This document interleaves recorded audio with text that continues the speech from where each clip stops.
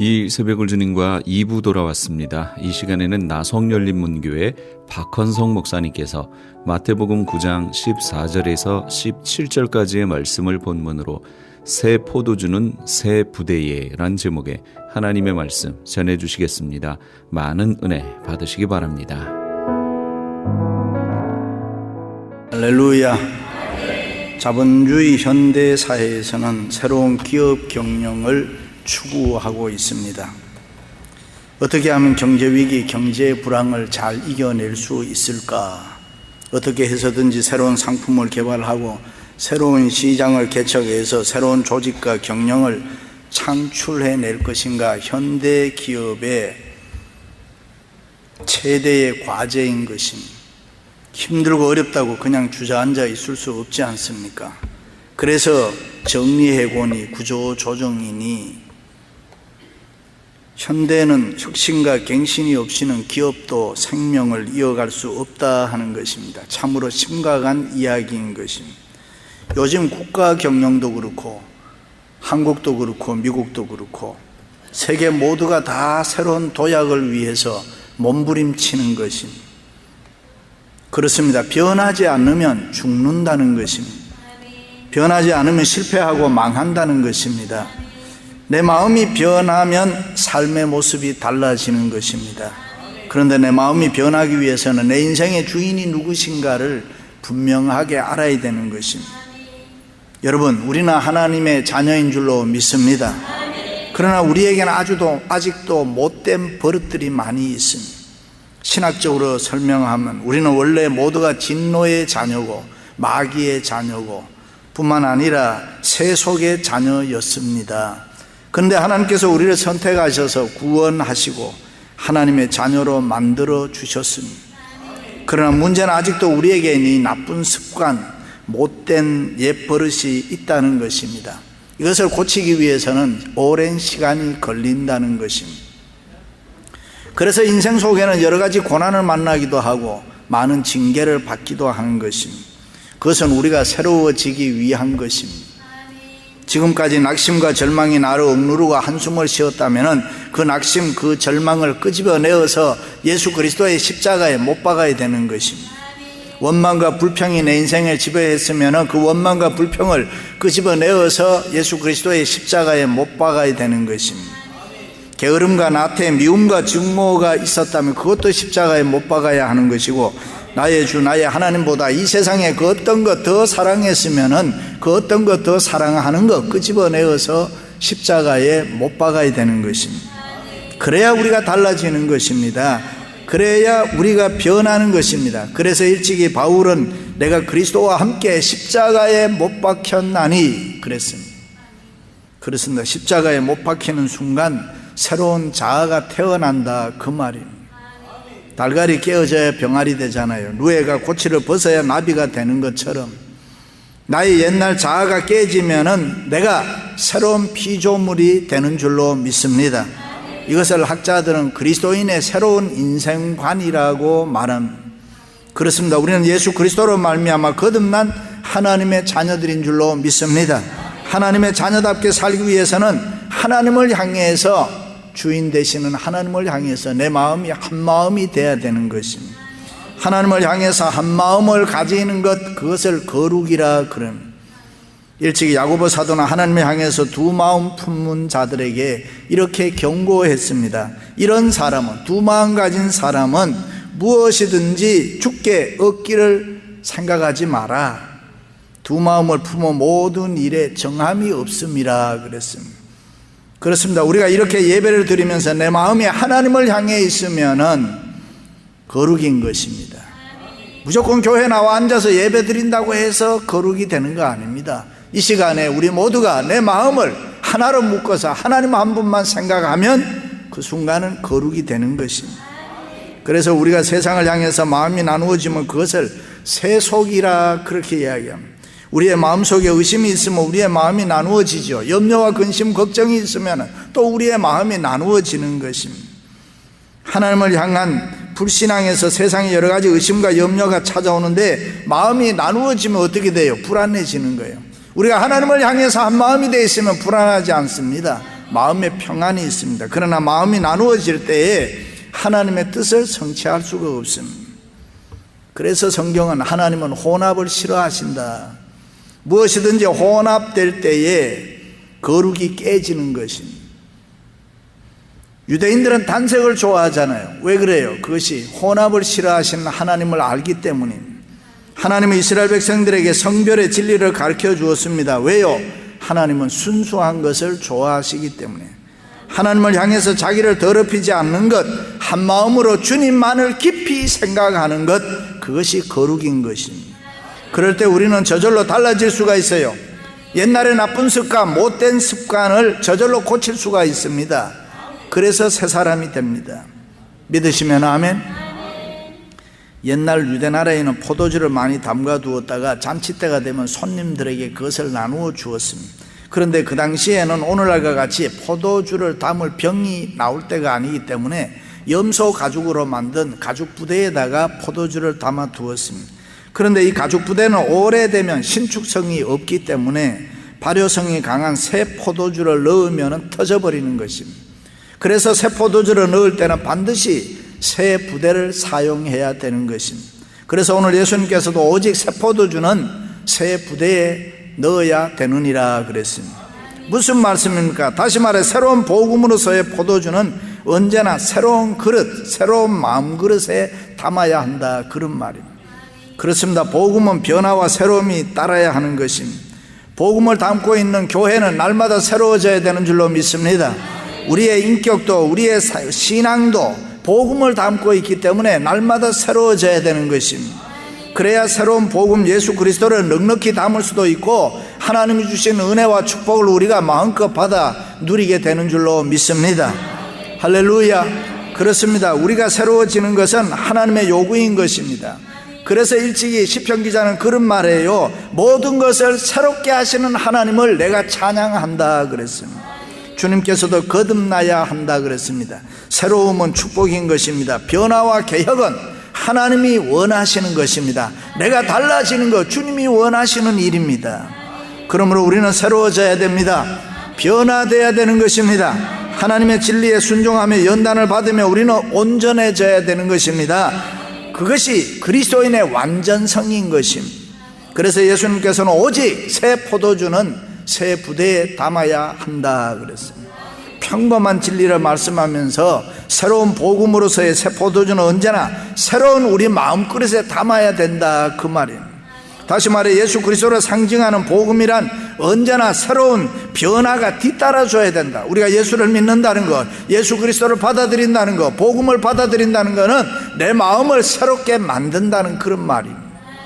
그렇습니다. 복음 예수 그리스도를 담고 있는 교회는 날마다 새로워져야 될 줄로 믿습니다. 거룩해야 합니다. 교회가 세속화되면 안 되는 것입니다. 교회는 밀려오는 세속의 물결을 단호히 거부해야 되는 것입니다. 우리 가정도 우리 인격도 날마다 새로워져야 합니다. 그것이 하나님의 요구이기 때문입니다.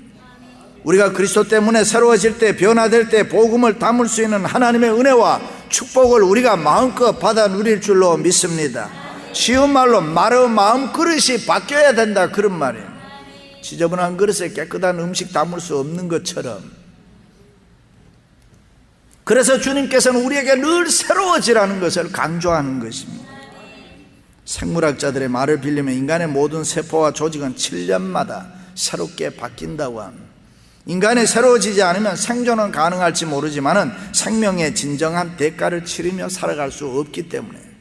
무슨 말입니까? 변화하여 새로워지지 않으면 퇴보한다, 그 말입니다. 그래서 모든 인간은 낡은 것, 일상적인 것, 건태를 느끼잖아요. 언제나 새로운 것을 찾는 것이 인간의 본성이잖아요. 그러므로 우리의 마음은 새롭게 변하고 우리의 생각도 언제나 새롭게 변해야 되는 것입니다. 그래야 새 포도주로 우리가 담을 수 있기 때문입니다. 할렐루야. 그럼 어떻게 해야 변화되어 새 포도주로 우리가 담을 수 있는 그릇이 됩니까? 첫째는 마음이 가난한 사람이 돼야 합니다. 예수님이 가르치신 산상보훈의 팔복에서 보면은 심령이 가난한 자는 복이 있나니 천국이 그들의 것임이요 했습니다. 다시 말해 마음을 가난하게 비운 사람이 새로운 존재로 천국 시민이 될 수가 있다. 그렇습니다. 마음을 비운 사람, 심령이 가난한 사람은 성령의 기름 부음이 충만해서 변화된다. 새로운 마음으로 변화되기만 하면 하나님의 은혜와 축복을 우리가 마음껏 누리게 되는 줄로 믿습니다. 할렐루야. 그러므로 우리는 반드시 변해야 하는 것입니다. 이 세상에는 우리의 힘으로 변화 안 되는 것도 많이 있어요.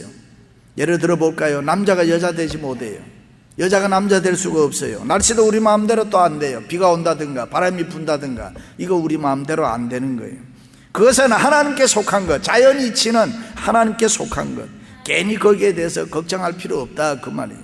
있는 그대로 그저 평안한 마음으로 변하지 않는 걸 받아들이면 되는 것입니다. 그래서 일찍이 예수님께서도 너희 중에 누가 염려함으로 너희 키를 한 자나 더 할 수 있느냐, 쓸데없는 걱정하지 마라 그런 말이에요.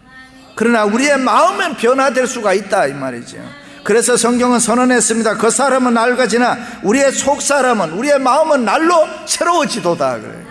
이전 것은 지나갔으니 보라 새 것이 되었도다. 믿으시면 아멘. 그런데 왜 우리가 잘 변하지 않느냐? 예수 그리스도를 믿고 왜 우리가 옛 성품을 잘 못 버리느냐? 어떤 사람은 교만 때문에, 어떤 사람은 게으르고 나태하기 때문에, 어떤 사람은 열등의식과 자존심 때문에, 어떤 사람은 부정적인 네거티브한 것이 너무 많아서 세상에 변화를 못 가져오는. 그러나 무엇보다도 분명한 것은 우리의 마음이 가난하지 않으면 변화될 수가 없다. 여러분, 우리 마음에 욕심이 꽉 차 있으면 못 변화될 수가 없는 것입니다. 하나님의 은혜와 복을 받을 수가 없어요. 다른 방법 없단 말이죠. 하나님의 은혜와 복은 우리의 마음이 가난할 때에 체험되는 것입니다. 비슷해도 안 되는 것입니다. 내 마음에 더러운 거, 추한 거, 강팍한 거, 세상적인 욕심, 교만, 자존심까지 다 내던지고 내 마음이 주님 앞에서 가난해져야 되는 것입니다.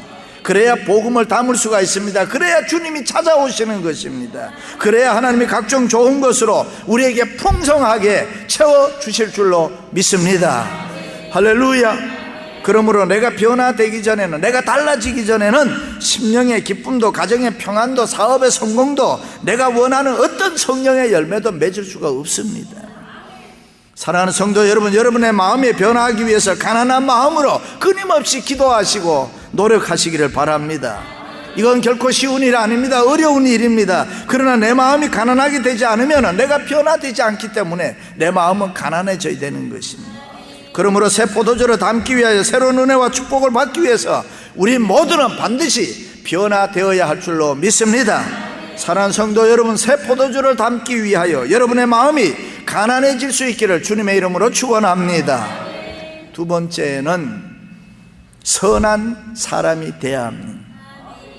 성경이 이런 말씀이에요. 주는 것이 받는 것보다 복이 있도다. 베풀 수 있는 사람, 줄 수 있는 사람, 선한 사람, 선한 일을 끊임없이 힘쓰고 추구할 때에 우리는 변화되어 복을 받을 수 있다. 내 자신과 우리 가정을 위해서 열심히 사는 것 좋은 일 아닙니까? 그런데 여러분, 다른 사람의 행복과 유익을 위해서도 열심히 살아라 그런 말이에요. 그런 마음을 한번 가져보시기 바랍니다. 내가 지금까지 나 가정을 위해서, 우리 가정을 위해서 내가 열심히 살았다고 하면 이제는 내가 다른 사람, 이웃을 위해서 좀 열심히 살아보자, 그런 꿈을 가져보시기 바랍니다.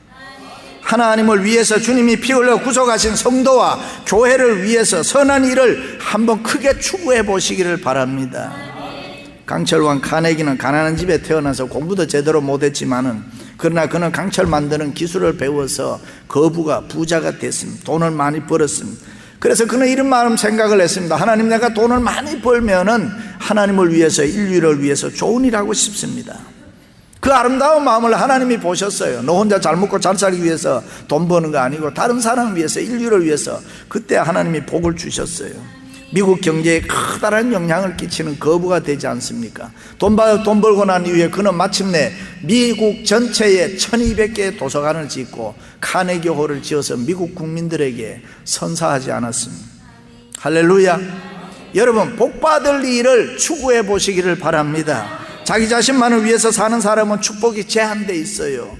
그러나 남을 생각하고 남을 위해서 선한 일을 힘쓰는 사람은 자기가 생각하지도 못했던 엄청난 하나님의 축복을 받을 수가 있습니다. 그래서 우리는 기도를 해도 나만을 위해서 기도하지 말고 중보기도 많이 하시기 바랍니다. 내 기도 위해서, 우리 가정 위해서 기도하는 거 중요합니다. 그러나 다른 사람 위해서 기도 많이 하시기를 바랍니다. 나를 위해서 기도하는 거 좋잖아요. 그러나 다른 사람을 위해서 기도하는 것은 더 좋고 우리가 경험하지 못했던 놀라운 축복을 받을 줄로 믿습니다. 할렐루야.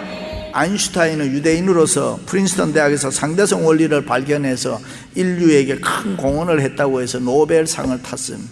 그는 그의 자서전에서 이런 말하죠. 내가 어떻게 해서든지 선을 추구하자. 내가 어떻게 해서든지 우리의 아름다움과 진실됨을 모든 사람에게 나타내자. 그것이 인생의 철학이었습니다. 그래서 남을 돕고자 하는 아인슈타인은 선한 마음으로 선을 추구했기 때문에 초인간적 능력으로 살았다 그럽니다. 그렇습니다. 남을 생각하는 이기적인 사람은 완고하게 되고 강팍하기 때문에 그 어떤 힘도 가능성도 제한되는 것입니다. 그러나 어떻게 해서든지 내가 남을 돕고자 하는 선한 사람은 하나님이 우리를 도와주시고 크게 복 주실 줄로 믿습니다. 남을 돕고자 하는 사람은 하나님께서 무한한 능력을 주시고 힘을 주시고 그 일을 감당할 수 있도록 이끌어 주시는 줄로 믿습니다. 할렐루야. 조류학자들에 따르면은 B자형으로 날아가는 기러기 있잖아요. 기러기는 항상 B자로 날아가잖아요. 쫙 날아가는데 혼자 나는 것보다 함께 때를 지어서 날아갈 때가 자기의 힘보다가 71%를 더 멀리 날아갈 수 있다. 여러분 옛날에 한국에 있을 때 추운 겨울에 바람이 많이 불 때 엄마 뒤에 따라가면 쉬운 거예요. 이래 그런 것으로 생각하면 쉽다. 그러니까 기러기가 날아가면서 같이 날아가면 그만큼 힘을 더 발휘할 수가 있다. 뿐만 아니라 기러기는 날아가면서 계속 우는 거예요. 우는 게 뭐 힘들어서 우는 게 아니고 옆에 동료에게 힘내라 힘내라 힘내라 힘내라. 내가 어떻게 들었냐, 학자들이 그렇게 이야기를 하니까 내가 그래 얘기를 하는 거예요. 그게 힘내라는 소리라는 거예요. 그렇게 기러기가. 여러분 우리도 인생을 살아가면서 옆 사람은 격려하며 살아야 되잖아요. 위로하며 살아야 되잖아요. 나만 내빼면 되겠어요. 뿐만 아니라 기러기는 한 마리가 몸이 아프면은 한 마리 떨어뜨려 놓고 그냥 자기들끼리 날아가는 게 아니라 반드시 3-4마리가 같이 있다가 건강 회복한 뒤에 다시 같이 날아간다. 그렇습니다. 선한 마음으로 살아야 돼요. 특별히 예수 믿는 우리들은 선한 마음으로 살아야 될 줄로 믿습니다. 선한 사람이 돼야 하나님이 힘과 능력을 주시는 것이고, 선한 사람이 돼야 하나님이 큰일을 맡겨주시는 것이고, 선한 사람이 돼야 하나님이 천국의 복을 주실 줄로 믿습니다. 선을 행하되 낙심하지 말지니 때가 이름에 거두리라. 믿으시면 아멘. 헨리 라이크라는 사람이 더 맨션이라는 책을 썼습니다. 거기에 보면 어느 부자가 이 세상에서 대저택을 가지고 살다가 죽어서 천국에 갔는데, 그는 천국에 가서도 커다란 맨션이 있을 줄 알았는데 천사의 인도를 받고 가니까 지붕도 없는 조그마한 오두막 집이었어요. 그런데 옆에 보니까 아주 큰 저택이 있었습니다. 그래서 천사에게 물었습니다. 저 큰 집은 누구 집입니까? 그랬더니 그 집은 당신 옆집에 살던 아주 가난하게 살던 의사의 집입니다. 아니 어찌해서 내 집은 이렇게 작고 그의 집은 저렇게 큽니까? 그때 천사가 하는 말이, 그 의사는 가난하게 살면서도 남을 위해서, 교회를 위해서, 복음을 위해서 많이 투자를 했습니다. 그러나 당신은 남을 위해서는 인색했습니다. 당신은 당신의 욕심만 채웠지 선한 일을 많이 하지 않았습니다. 그래서 겨우 조금씩 올라온 것 가지고 짓다 보니까 아직도 지붕도 못 덮었다. 그래서 바울은 선을 행하라, 선한 사업을 너희가 힘쓰라 그래. 그리스도인으로 부름받은 너희들은 나누어 주기를 좋아해라 그러면 너그러운 자가 되라, 그렇게 말했습니다. 사랑하는 성도 여러분, 선한 사람으로 선한 일에 힘쓰는 여러분들이 되시기를 주님의 이름으로 축원합니다. 할렐루야. 마지막으로는 희생하는 사람이 되어야 됩니다. 다른 사람을 섬기기 위해서 열심히 노력하는 사람이 되어야 한다. 사도 바울이 디모데에게 훌륭한 사람 되기 위해서 3가지 얘기했어요. 그 하나가 바이탈리티, 박력 있는 사람이 되라. 2번째 벤처, 모험심을 가지고 살아라. 3번째 비전, 꿈을 가지고 살아라. 그러는데 여기에 박력, 모험심, 꿈은 다 뭐를 전제로 하느냐? 희생을 전제로 하는 이야기입니다. 누구나 희생할 때 새로워질 수가 있고, 누구나 희생할 때에 꿈이 성취되고 불타는 소원이 성취되고, 누구나 희생하는 사람이 될 때에 자기가 원하는 걸 이룰 수가 있다. 꿈을 가지고 희생으로 노력하는 사람은 위대한 일을 얼마든지 할 수가 있다. 할 수 있거든이 무슨 말이냐? 믿는 자에게는 능히 하지 못할 일이 없느니라. 믿으시면 아멘. 믿음으로 희생할 줄 아는 사람은 무엇이든지 할 수 있다. 이루어질 수 없는 꿈 같은 일도 대가를 지불하고 우리가 희생을 하면은 놀라운 일이 우리의 생활 속에 일어나게 되는 줄로 믿습니다. 할렐루야. 하나님의 교회를 위해서 희생하세요, 여러분. 그 교회 부흥하는 거예요. 여러분의 가정을 위해서 희생하세요. 그래야 가정이 평안해지는 거예요. 여러분 성공하기 위해서 희생하세요. 그래야 성공할 수 있습니다. 텍사스 대학의 알렌 박사는 마음의 만족을 가져오는 5개 단계 이야기했는데, 있는 것을 족하게 여기는 연습을 해라. 어리석은 사람은 자기의 분수를 모르는 사람이죠. 그런데 있는 걸 족하게 여기는 사람, 만족할 수 있다. 두 번째는 적은 소득이라도 조금씩 저축해라. 이민생활하는 분들에게 저축이라는 얘기하면 조금 힘든 이야기지만은 그래도 저축이라는 거는 마음의 여유를 갖기 위해서 좋다. 세 번째는 꿈과 모험을 잊어버리지 마라. 미래에 대한 희망을 가지고 사는 사람은 만족한 생활을 할 수 있다. 여러분, 우리 처음에 이민 오셨을 때 얼마나 힘들게 살았어요. 그래도 여러분 행복했잖아요. 왜? 꿈이 있었기 때문에. 될 수 있는 대로 많은 친구를 사귀라. 마지막으로는 최선을 다하면 항상 길이 열리는 것을 믿으라. 그래서 여러분, 우리가 항상 노력하면은 길은 열려지게 된다 그 말이에요. 다시 말해, 만족이라는 것은 이 외적인 조건에서 오는 거 아니다. 내가 얼마나 많이 소유했느냐에 따라서 내 마음이 만족하고 행복한 것이 아니라, 얼마나 그런 것이 아니고 내 마음의 자세에서 오는 것이다. 어떤 목사님이 목회 초기에 목회는 잘 안 되고 너무 힘들어 어려워 부흥이 되지 않았어. 하루는 꿈을 꾸는데 큰 바위를 해머로 계속 깨뜨리고 있는데 아무리 애를 쓰고 두들겨도 끄떡도 안 견고한 바위였습니다. 낙심이 돼서 한숨을 푹 쉬는데 깨어보니 꿈이었어요. 그렇지 않아도 목회가 안 돼서 어떻게 하나 생각하고 있는데, 이 꿈이 보니까 이거 목회하지 말라는 건가 보다, 걷어치워야 되나 보다, 그만둬야 되겠다, 이래 생각하고 다시 잠이 들었습니다. 그런데 그 꿈이 계속 연결이 돼서 해머를 가지고 바위를 계속 깨고 있는 거예요. 조금 전에 내가 안 된다고 포기했는데 내가 왜 이러지? 해머를 팽개치고 산을 내려갔습니다. 그런데 산 밑에서 어떤 사람이 가로막았습니다. 이 사람아, 잘못 생각해서 다시 올라가서 해머로 바위를 깨뜨려. 바위가 깨지고 안 깨지고는 내가 할 일이 아니야. 자네는 계속 두들기만 하면 되는 거야. 그래서 그 목사님은 다시 올라와서 해머를 들고 계속 또 바위를 두들기는데 바위가 펑 하면서 산산조각이나 깨졌다. 깨어보니 꿈이더라. 그 후에 목사님은, 그래, 계속 두들기만 하는 일이 내 일이구나. 그래서 자기 일을 열심히 하고 나니까 세계적인 교회를 이룰 수가 있었다. 할렐루야. 그렇습니다. 희생하고 노력할 때 안 되는 게 있겠습니까? 여러분, 요즘 경제가 어렵다 그런 소리 한두 번 들었습니까? 희생을 각오하고 노력하면은 무엇이든지 다 할 수 있다. 여러분이 희생 각오하시기를 바랍니다. 사랑하는 성도 여러분, 세포도전은 세부대에 넣어야 하는 것입니다. 우리 교회는 이제 새로운 역사를 써야 하는 것입니다. 그러기 위해서는 변화되어야 되는 것입니다. 누가요? 먼저 우리의 인격이, 내 인격이 변화되어야 되는 것입니다. 우리의 마음, 우리의 모습이 변화되어야 되는 것입니다.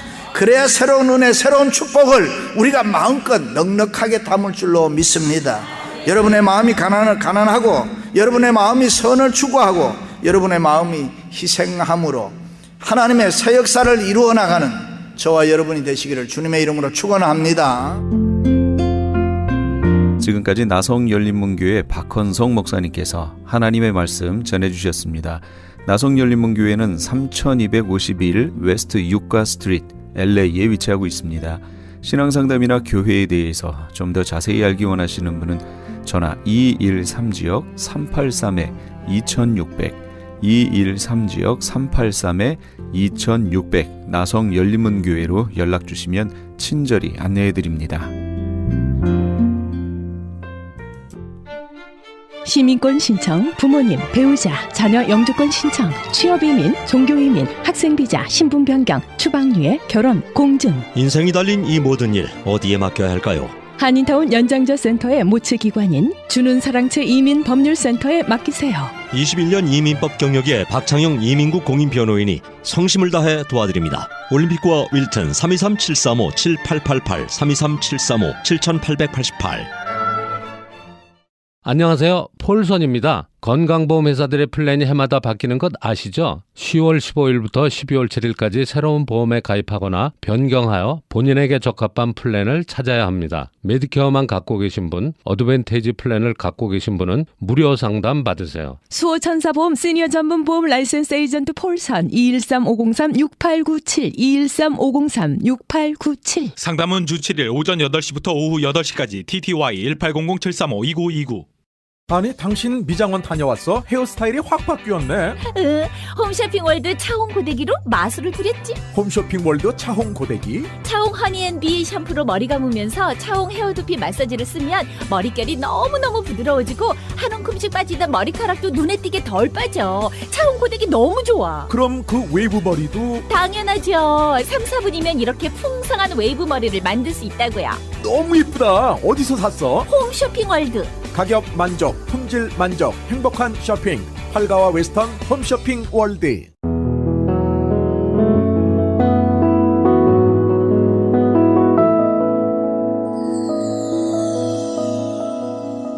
지금 여러분께서는 AM 1650과 인터넷을 통해 미 전역과 전 세계로 방송되는 크리스찬 헤럴드의 이 새벽을 주님과 2부 함께하고 계십니다. 방송 시간과 설교 편성표는 크리스찬 헤럴드 신문 주간 편성표나 홈페이지 CHTV1888.org에서 확인하실 수 있습니다.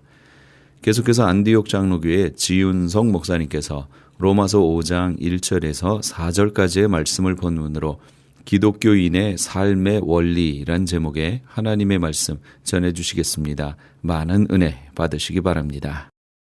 또 경건한 신앙을 했고 결국은 또 그 후에 애들이 청교도가 되어서 미국에까지 전파되고 또 세계에 이 개신교회가 생겨나게 되는 이제 이러한 계기가 있었는데 바로 이것이 바로 개신교회가 이렇게 해서 생겨난 겁니다.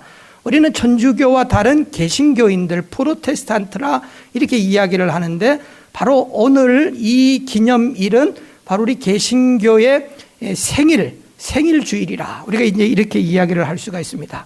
당시의 개혁자들은 이 로마 천주교회의 잘못된 비성경적인, 전 비성경적이라고 이야기하기보다는 이단적인 요소에 대해서 성경으로 다시 돌아가야 된다고 외치면서 3대 지표가 있었습니다. 그들이 3대 주장했던 이게 바로 기독교라고 하는, 기독교는 지금 천주교를 향해서 그건 기독교가 아니다, 기독교는 이게 기독교다 하면서 3가지로 외쳤던 것이 있습니다. 여러분들이 많이 들어보셨을 거예요. 첫 번째로 그들은 이렇게 외쳤습니다. 솔라 스크립타. 솔라라고 하는 말은 오직이라고 하는 말이에요. only 영어로 말하면 오직 성경으로 우리가 돌아가야 된다. 오직 성경으로. 종교개혁자들은 당시로 말하면 교회가 성경을 저버렸다는 거예요. 오직 성경. 그래서 그들은 솔라 스크립타라고 생명을 내걸고 교황청을 향하여서 가톨릭 신부들을 향하여서 성경을 버리면 안 된다 외쳤던 겁니다. 또 그들은 두 번째로 외침이 있었습니다. 바로 솔라 피데. 솔라 피데라는 건 페이스를 말합니다. 오직 믿음으로 우리가 사는 자들이다. 세 번째로 솔라 그라티아. 오직 하나님의 은혜만이 우리가 살 수 있는 길이다. 여러분 우리가 개신교인들이고 지금까지 그러한 말씀을 통해서 교육을 받았기 때문에 당연히 교회는 성경, 당연히 교회는 믿음, 당연히 하나님의 은혜를 강구하는 자들이라고 생각하지만 천주교회는 그렇지 않았다는 거예요. 지금도 천주교회는 이런 신앙을 그들은 지금 동조하지 않고 따라가지 않습니다. 첫 번째로 우리가 한번 그들의 외침에 대해서 솔라 스크립타라고 하는 이 외침에 대해서 한번 생각을 해보겠습니다. 그들이 왜 이런 외침이 있었습니까? 오직 성경으로, 오직 성경 중심의 믿음을 가져야 된다고 외쳤습니다. 왜 이런 믿음을 그들은 외치게 되었습니까? 500년 전으로 한번 올라가 보시기 바랍니다. 당시에 로마 가톨릭 교회가 정치, 경제, 사회 모든 것을 다 지배했습니다. 우리가 중동의 국가들을 보면은 중동의 이 회교도 무슬림 사회가 정치, 경제, 사회를 다 지배하고 있지 않습니까?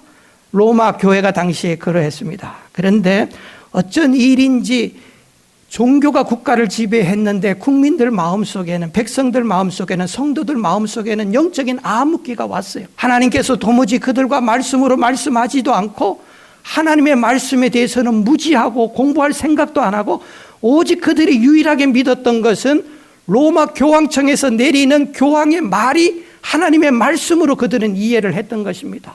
그도 그럴 것이 로마 천주교에서는 일반 성도들에게 성경을 제대로 가르치질 않았어요. 첫째로 그들에게 성경을 보급을 하지를 않았어요. 당시에 오늘날 우리가 한국말로도 성경이 되어 있고 미국 영어 성경도 있고 많은 성경 번역본이 있는데 당시에는 라틴어로 번역된 벌게트 역이 있는데 벌게트 역이라고 하는데 당시에 교회에서는 벌게트 라틴어 성경만을 공인 성경으로 쓴 겁니다. 여러분들 라틴어가 어떤 언어인지 아십니까? 우리가 영어를 미국에 오래 살아도 영어를 잘 못하는데 라틴어를 전혀 사용하지도 않는 사람들이 라틴어 성경을 교회에서 사용하고 라틴어 성경을 읽는 거예요. 성도들이 무슨 말인지를 이해를 합니까? 모르는 거예요. 성도들이 이해를 못하니까 오직 그들은 로마 교황청에서 내리는 훈시만이 옳은 것이라고 주장을 합니다. 그러니까 비성경적으로 이 교회가 흐르기 시작했어요. 얼마나 비성경적으로 흘렀는지 여러분들 잘 아시잖아요. 성경에도 없는 것을 끄집어냅니다. 먼저 끄집어낸 게 뭐예요? 교황 무엇을 이렇게 가르쳤어요. 교황 폐하는 아무런 죄가 없고 흠이 없고 그 한 말은 다 100% 진리다. 여러분 제가 강단에 서서 옳은 소리를 참 많이 해요. 저도 그게 참 옳은 소리만 한다 이렇게 생각하시는 분들이 계실 거예요. 그래도 제가 옳은 소리를 하고 성경 말씀을 전하지만 그래도 나는 죄인이라고 이야기를 합니다. 내 말도 실수가 있고 오류도 있는 거예요. 그렇잖아요. 제가 인간이기 때문에 저는 100% 진리입니다. 내가 하는 말은 무조건 100% 진리입니다. 이렇게 외치는 인간이 있을 수 있습니까? 그러나 로마 교황은 예외라고 하는 거예요. 그들은 그렇게 성도들을 가르쳤어요. 또한 마리아 숭배 사상을 가르쳤고 마리아가 또 천국으로 올라갔다고 가르쳤습니다. 여러분 성경에도 없는 또 연옥의 교리를 가르쳤고 근데 백성들은 그렇게 가르치면 맞다고 그렇게 아멘으로 동참했어요. 왜 그렇게 믿었느냐? 그들은 성경을 몰랐기 때문에 성경을 가르치지를 않았기 때문에 신부들도 라틴어 말을 가지고 설교를 하는데 그 말을 어떻게 성도들이 알아듣습니까? 성경은 그들에게는 장식품이었어요. 교회 가도 성경을 읽지 않기 때문에 장식품이었어요. 무슨 장식품이었습니까? 교회의 강단에 꽃꽂이 할 때에 키가 좀 낮으면 저 꽃꽂이가 오늘 이 가려져 갖고 제가 옆으로 치워놓으라 그랬어요. 우리 권사님이 정성으로 꽃을 만들어 놨는데 안 보이면은 그렇잖아요. 근데 안 보일 때에 좀 높여야 되잖아요. 그 단을 성경책으로 한 단, 두 단 쌓아 놓는 역할을 한 겁니다. 여러분 이게 말이나 됩니까 여러분? 루터는 생명을 걸고 오직 성경으로 돌아가야 된다. 그래서 그렇게 교황청에서 반대하던 일을 합니다. 뭡니까? 독일어로 성경을 번역을 합니다. 그리고 일반 성도들도 성경을 읽어야 됩니다. 공부해야 됩니다. 생명을 걸고 많은 위협이 있었지만 독일의 교황청에 반대하는 그 영주들과 힘을 합해서 루터가 이제 그렇게 하는 거예요.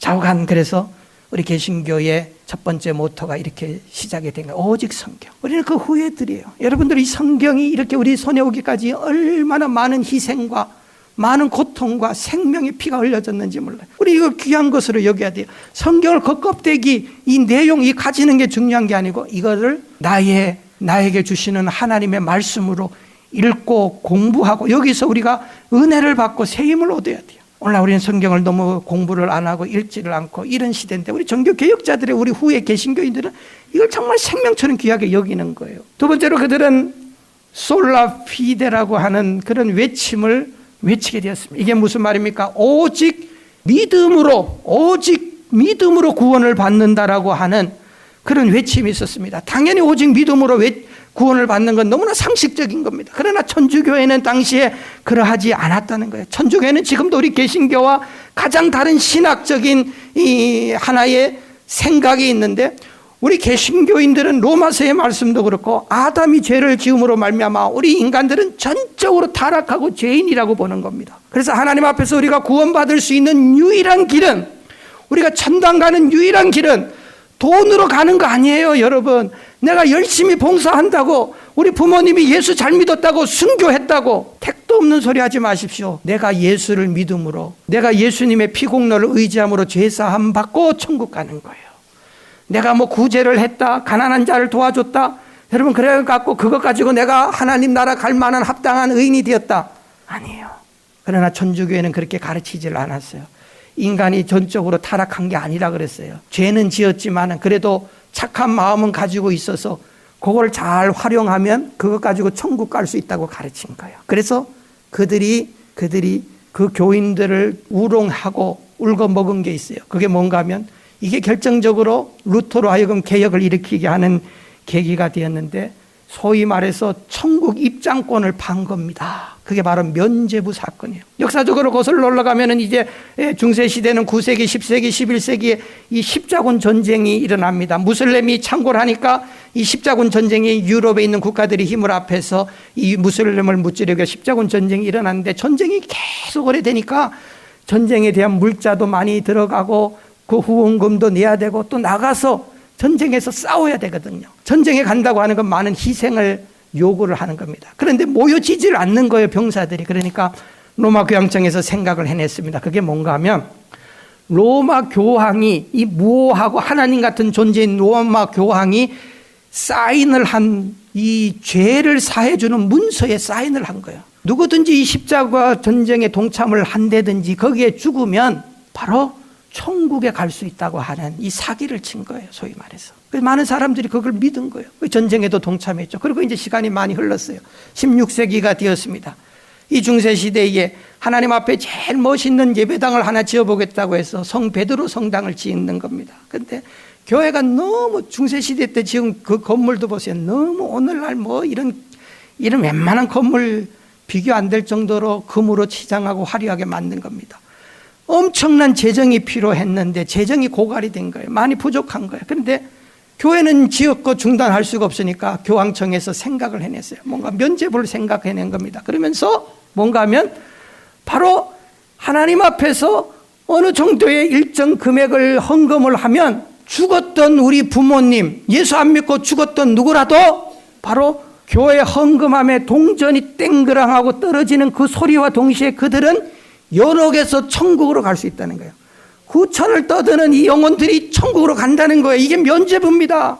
그리고 당신들도 뭐 어느 나라의 왕이든지 신하든지 또 서민이든지 등급이 있어갖고 왕은 더 많이 내는 거예요. 그 정도의 돈을 내면 면죄부를 살 수가 있어요. 그 면죄부는 천국 입장권이에요. 이거는 뭡니까? 오늘날 이렇게 판다 그러면 이단도 이런 짓은 못하죠. 사람들이 끼어있기 때문에. 교회가 이런 일을 하는 거예요. 천주교회가, 루터가 신학자가 이런 거, 이 비성경적인 행위들을 보고 있을 수가 있습니까? 그는 성경을 연구를 합니다. 로마서 1장 17절에 구약의 말씀을 인용한 바울 사도의 혁명과 같은 선언을 이 천주교회는 잊어버렸어요. 뭡니까? 오직 의인은 믿음으로 말미암아 살리라 한가 같으니라. 이거 하박국에 나오는 말씀이에요. 구약의 하나님의 가르침이에요. 어떻게 구원을 받는가? 인간이 하나님 앞에 뭔가를 해서 구원을 받는 게 아니고 오직 믿음. 어떤 믿음?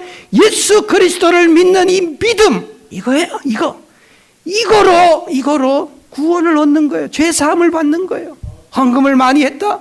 내가 구제 사업을 많이 했다? 그게 천국 갑니까? 가톨릭이 신학하고 우리 개신교의 신학, 가톨릭은 잘못된 신학으로 간 거예요. 뭡니까? 인간은 전적으로 타락하지 않았기 때문에 조금 자기가 본래 가지고 있는 선한 본성과 거기다가 착한 일만 조금만 더 보태면 뭐 면죄부를 산다든지 그런 거만 하면 천국 간다고 하는 이러한 엉터리를 가르친 겁니다. 사람들이 그래서 막 경쟁적으로 거기다가 돈을 갖다 퍼붓는 거 아니겠습니까? 그렇지 않아요? 여러분 보십시오. 만약에 미국의 대통령이 나에게 후원금을 많이 가지고 온 숫자, 거기부터 순위부터 부통령, 국무장관, 국방장관 이렇게 주겠다고 한번 해보십시오. 막 그냥 미국에 있는 막 그 명예를 얻기를 원하는 사람들이 막 뒤로 얼마나 돈을 갖다 주겠습니까? 그런 식이었다는 거예요. 루터는 외칩니다. 아니야. 인간은 아무리 거기다 갖다 바쳐도 안 돼. 첫째가 오직 믿음으로 말미암아. 오직 믿음. 그래서 솔라피데 모든 개혁자들이 이 성경을 왜 잊어버리고 이 하나님의 말씀을 왜 잊어버리고 왜 왜곡을 시켰느냐 하면서 성경을 바로잡고 신앙을 바로잡고 잘못된 기독교를 바로잡는 운동이 바로 우리 개신교예요. 바로 이게 그래서 생겨난 것이 우리 개혁교회 프로테스탄트 개신교회라고 하는 거예요. 세 번째로 그들의 외침은 바로 오직 하나님의 은혜라는 말이에요. 솔라그라티아. 이 말이 뭡니까? 하나님 앞에서 우리는 잘난 체 할 것이 하나도 없다는 거예요. 천주교의 신학에 의하면 인간은 어느 정도 의와 선행을 할 수 있는 존재이기 때문에 내가 조금 한 거 가지고 하나님 앞에 고개를 내밀 수가 있어요. 하나님이 안 도와줘도 나는 뭔가를 많이 할 수 있다고 하는 거예요. 그러나 우리가 여러분 생각해 보십시오. 우리가 죽었다 깨어나도 우리는 하나님 없이는 살 수 없는 자들이, 하나님께서 내게 생명과 호흡을 주셨기 때문에 내가 살아나는 것이지, 단 1초라도 하나님께서 그 은혜를 우리에게 걷어가 보시면은 살아날 수가 없어요. 잔 루터 목사님은 나 같은 죄인 살리신 주 은혜 놀라워. 내가 구원받은 것도 하나님의 은혜요. 우리 189장입니까? 찬송가 불렀던 것이 뭡니까? 나 같은 죄인이 용서함 받고서 주 앞에 옳다 얻음은 뭡니까? 내가 잘나서요? 내가 잘나서? 내가 하나님 앞에서 한 공로 때문에 나 같은 죄인이 구원받았습니까? 아니에요. 확실히 믿어야 돼요. 확실히 믿기는 뭡니까? 어린 양 예수님의 그 피로 속죄함 받아서, 이게 우리 여러분들은 다 믿기 때문에 아멘을 하는 거예요. 근데 천주교에서는 이렇게 가르치는 게 아니었어요. 그래서 그들은 오직 하나님의 은혜가 없이도 인간이 뭐 잘났다고 하나님 앞에서 살 수 있다고 생각합니까? 아니에요. 로마 황제도, 로마 교회 황제도, 천주교회 교황도 다 죄인입니다. 하나님 없이는 1초도 살 수 없는 연약한 존재. 우리는 하나님의 은혜를 구하면서 살아야 됩니다 하면서 그들은 그렇게 외쳤어요. 이게 바로 우리 기독교의 본질이라는 거예요. 자, 그렇기 때문에 우리 오늘 말씀 간단하게 전합니다. 우리 본문에 보면은 이렇게 구원을 받았어요. 예수의 은혜로 믿음으로 말미암아 구원을 얻었습니다. 우리가 이제 이 세상에서 어떻게 사는 존재들이 되었는가? 우리는 이 세상에서 이제 찌질이처럼, 바보처럼, 늘 또 죄인처럼 우리는 안 살아도 돼요. 왜냐? 하나님께서 이제 우리를 구원해 주시고 하나님께서 자녀 삼아 주셨기 때문에 우리는 이제 그렇게 이 세상에서 바보 같은 자들이 아니라는 거예요, 여러분. 우리 성경에서 뭐라고 말합니까? 1절 말씀해 보면은, 우리 한번 같이 1절을 읽겠어요. 우리 본문 1절 시작. 그러므로 우리가 믿음으로 의롭다 하심을 얻었은즉 우리 주 예수 그리스도로 말미암아 하나님으로 더불어 화평을 누리자. 우리가 이제 믿음으로 구원받은, 의롭가함을 받은 하나님의 백성 자녀들이에요. 아들이고 딸이에요. 자, 이제 우리들은 어떻게 이 세상을 살아가느냐? 바울 사도는 우리에게 선언을 합니다. 너희들은 행복하게 세상을 살아갈 존재가 됐다는 거예요. 여러분, 우리가 행복이라고 하는 거는 어떻게 사는 것이 행복한 겁니까? 마음이 편안한 거 제일 행복이에요. 돈이 행복을 가져다 주는 것 같지만, 조금은 가져다 주지만 돈 많은 부자들 다 행복한 거 아니에요? 우리 저 게티, 유명한 그 미국의 떼부자였던 우리 405 프레이가 벨리 그 앞에 지나 보면 게티 박물관 있잖아요. 그 산 위에다가 어마어마한 저택, 그 사람이 그 자기 집 그렇게 부를 많이 모았지만 그 사람은 돈이 많아가지고 죽을 때는 음식도 마음대로 못 먹어요. 왜냐? 여기다가 누가 독약을 탔을까봐 불안한 거예요. 바깥에도 못 나가요. 깜깜하게 불도 못 켜요. 강도가 와가지고 자기를 발견할까봐 불도 끄고, 손톱도 못 깎았어요. 죽을 때는. 왜냐하면 손톱 깎다가 또 세균이 감염돼서 죽을까봐. 그러니까 막 그 마지막 여러분 그가 죽을 때 그 사진, 막 손톱은 귀신 같고 머리는 못 자르고 막 돈을 그렇게 어마어마하게 남기고 죽었지만 불쌍한 영혼이 되어서 죽지 않습니까? 여러분, 어떻게 해야지 행복합니까? 이 세상 거는 도무지 행복할 수가 없어요. 근데 바울 사도는 우리 애들에게 선언합니다.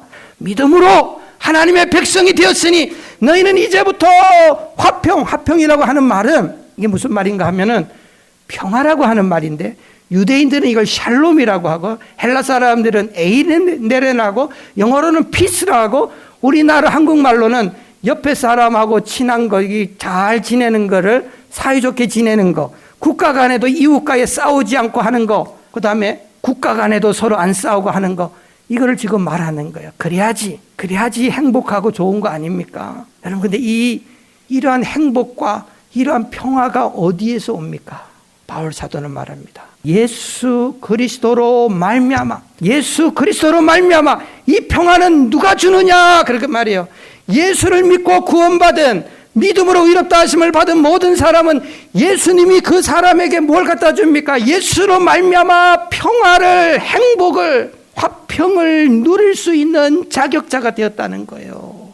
그래서 저와 여러분들은 세상에서 개인적으로도 친구와 싸우면 마음이 불안해요. 평안하지가 않아요.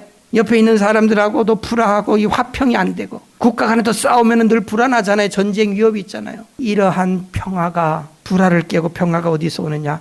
근거는 예수님입니다. 예수님이 그 평화를 갖다 주는데 어떻게 갖다 줍니까? 분명히 1절을 잘 보시면 우리에게 말합니다. 하나님으로 더불어 화평을 누리자 그랬어요. 하나님과 화평한 사람은 예수 그리스도께서 이 평안을 갖다 준다는 거예요. 자, 이 말이 무슨 말이냐? 쉽게 말하면 하나님 안에서 우리가 살아가는 자들은, 하나님을 믿고 자녀된 자들은 예수님이 그 삶에 예수님을 통해서 하나님께서 말할 수 있는 이 행복, 이 평안을 막 갖다 부어준다는 거예요. 그러니까 신앙생활에서 제일 중요한 게 뭡니까?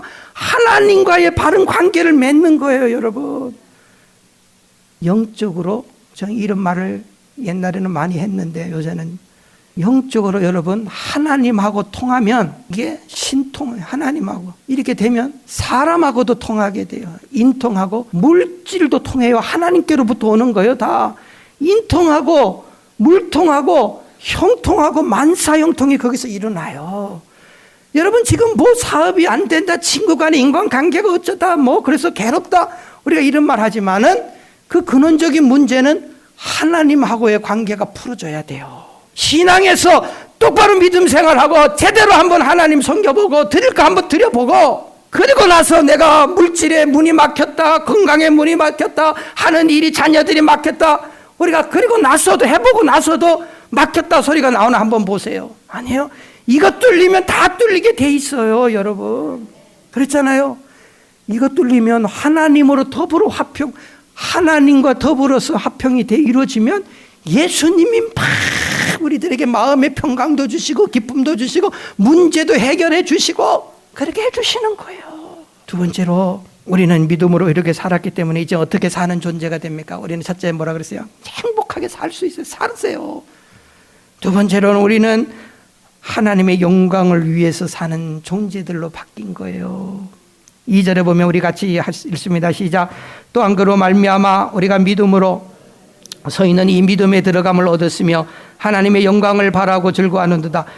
우리가 믿음으로 구원받는 이 영광, 이 은혜에 들어가면, 여러분 우리가 믿음으로 뭐 그게 믿음이 그냥 예수 믿고 하나님께서 우리에게 구원 주신 거는 말할 수 없는 은혜예요. 이거 우리가 그 은혜에 동참을 했습니다. 이제 동참하고 또 한 가지 더 뭡니까? 하나님의 영광을 바라고 즐거워하는도다. 이 말이 무슨 말이에요? 그런 백성들은 앞으로 또 하나님의 영광을 위해서 살게 되고 또 살면 또 복을 받을 걸 생각하니까 나 같은 자가 하나님 영광을 위해서 쓰임받는 도구가 됐으니까 막 생각만 해도 흥분되고 기쁘다 그 말이에요. 다시 말하면 하나님의 은혜로 먹고 살고 구원받았습니다.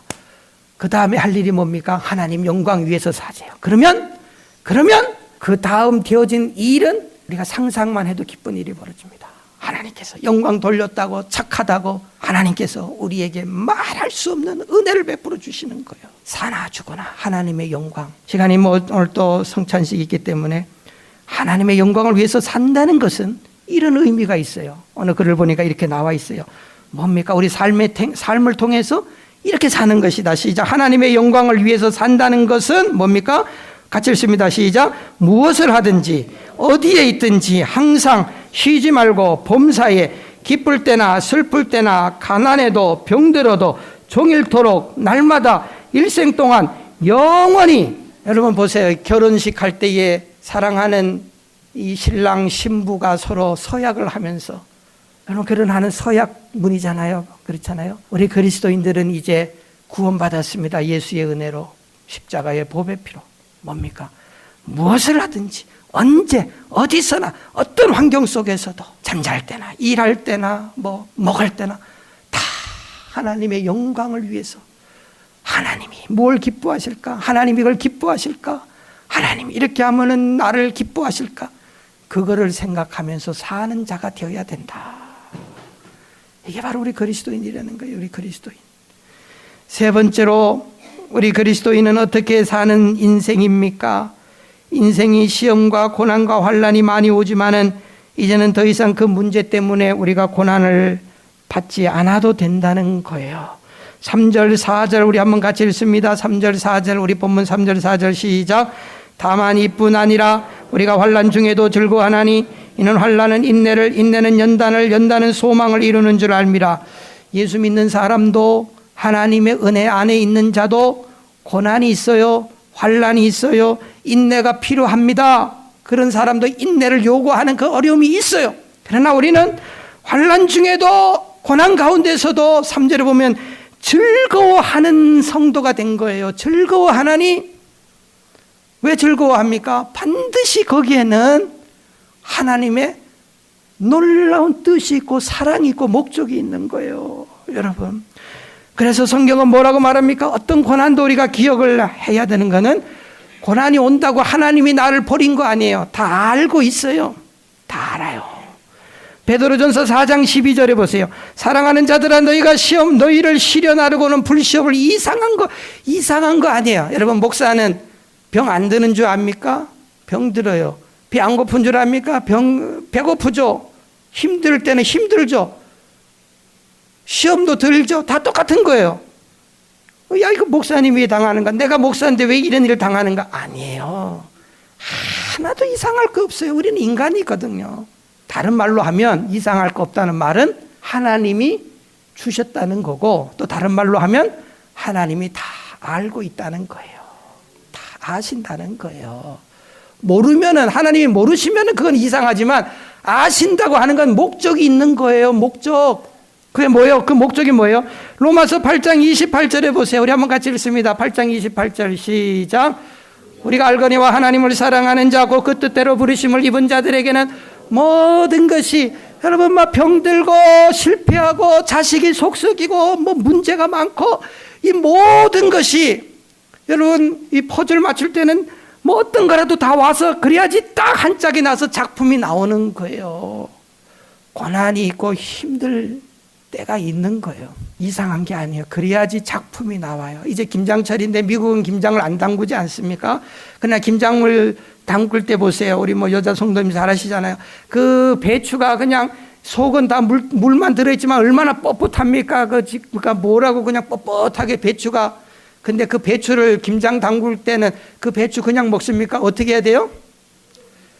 보쌈을 싸먹으라도 그냥 소금 지어다가 한번 뿌려놔야 돼요. 기를 한번 팍 꺾어놔야 돼요. 그러면 좀 이제 좀 이렇게 기가 좀 꺾여요. 그래갖고 됩니까? 소금만 뿌려놓으면 됩니까? 또 뭐 해야 돼요? 물 속에다가 배추 그냥 집어넣고 막 씻고 또 물기 있을까봐 그냥 그거를 팍 기어 짜는 거예요. 짜야 되잖아요. 그 물기 있으면 그 배추가, 김치가 물이 질질 흘러서 맛이 있습니까? 맛있는 배추가 되기 위해서 물기가 없어야 돼. 그러니까 그냥 체에다가 걸르기도 하지만 그 채 조금만 남은 거라도 그냥 촥 짠다고. 그렇게 되면 거기다가 양념이 솔솔솔 들어가서 아름다운 맛있는 배추, 김장김치가 돼요. 하나님이 인간을 이렇게, 하나님의 사람을 이렇게 빚으시는 거예요. 그냥 거기다 소금을 칠하고 하나님 이제 됐어요, 힘들어요. 그런데도 그냥 물속에다 집어넣고 짜면 그 모가지를, 닭 모가지를 비틀듯이 막 그런 괴로움이 있을 수도 있어요. 하나님 언제까지 거기다가 막 고춧가루를 뿌려대고 그렇잖아요, 김장. 그런데 그렇게 딱 해놨더니 이거 도대체 뭐야? 소금 치고 고추 치고 고춧가루 들어가고 무 들어가고 마늘 들어가고, 그러니까 맛있는 김장 배추가 돼. 고난이 옵니까? 한 가지만 오면 좋겠는데 몸에는 병들고 자식은 속썩이고 사업은 안 되고 막 이런저런 고난이 겹치면 겹칠수록 김장 담글 때 양념이 더 많이 들어가면 맛있는 거예요. 또 훌륭한 하나님의 사람으로 성장되고 하나님이 쓰시는 거예요. 절대로 그렇기 때문에 고난을 낙심하거나 실패라고 생각하지 말고 어렵다고 믿음을 포기하면 안 돼요. 하나님은 끝까지 우리를 쓰시는 거예요. 오늘 우리 말씀을 통하여 우리 구원받은 하나님의 자녀들에게 하나님께서 놀라운 멋있는 계획을 가지고 우리에게 계시는 거예요. 자, 여러분들이 이제 오늘 우리에게 주신 말씀, 우리 기독교인의 삶의 원리, 우리는 행복하고 감사하면서 살자, 영광 돌리며 살자, 고난도 넉넉히 이기면서 사는 저와 여러분들 되시기를 주님의 이름으로 축원을 드립니다. 지금까지 안디옥 장로교회 지윤성 목사님께서 하나님의 말씀 전해주셨습니다. 안디옥 장로교회는 2720 몬트로즈 애비뉴 몬트로즈에 위치하고 있습니다. 신앙상담이나 교회에 대해서 좀 더 자세히 알기 원하시는 분은 전화 818-249-2871 818 지역 249-2871 안디옥 장로교회로 연락 주시면 친절히 안내해 드립니다.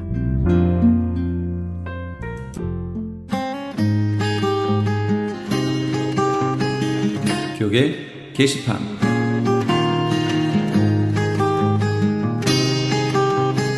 크리스천 헤럴드 신문사에서 아래와 같이 사원을 모집합니다. 모집 분야는 편집기자, 취재기자, 그리고 광고사원입니다.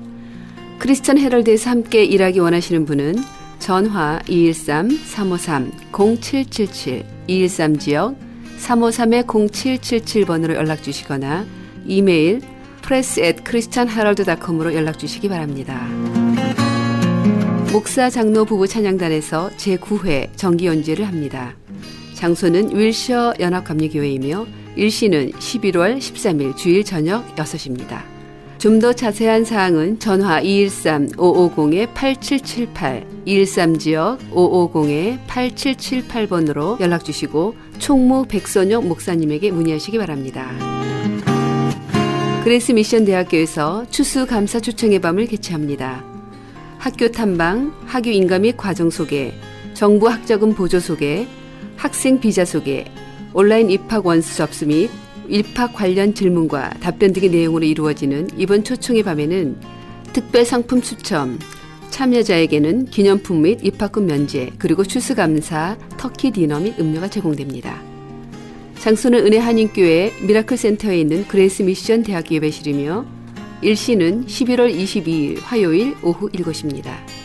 좀 더 자세한 사항은 전화 714-525-0088 714지역 525-0088번으로 문의하시기 바랍니다. 크리스천 헤럴드에서 TV 채널 18.10 변경 기념 크리스천 헤럴드 AKTV배 목회자 친선 탁구 대회를 개최합니다. 경기 방식은 단식 토너먼트로 진행되며 시상은 1등부터 3등까지 상금과 상품이 주어집니다. 참가비는 개인당 50불이며 협찬 수익금은 홈리스 사역에 사용됩니다. 좀 더 자세한 사항을 알기 원하시는 분은 전화 213-353-0777 213지역 353-0777번으로 연락주시거나 크리스천 헤럴드 홈페이지를 참고하시기 바랍니다.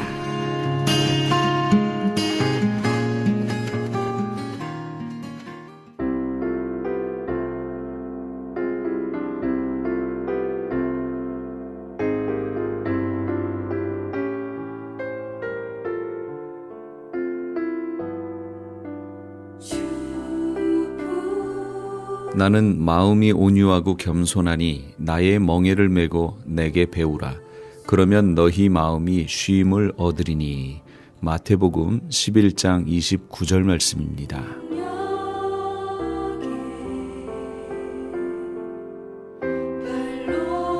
폭풍을 만난 바다의 겉면은 요동을 치고 모든 것을 뒤집어 놓지만 깊은 바다의 물고기들은 고요 속에서 쉬고 있다고 합니다. 같은 폭풍을 만나도 바다의 어디에 있느냐에 따라서 심히 요동치며 뒤집어질 수도 있지만 지극히 평안한 중에 모든 폭풍의 시간들을 보낼 수도 있습니다.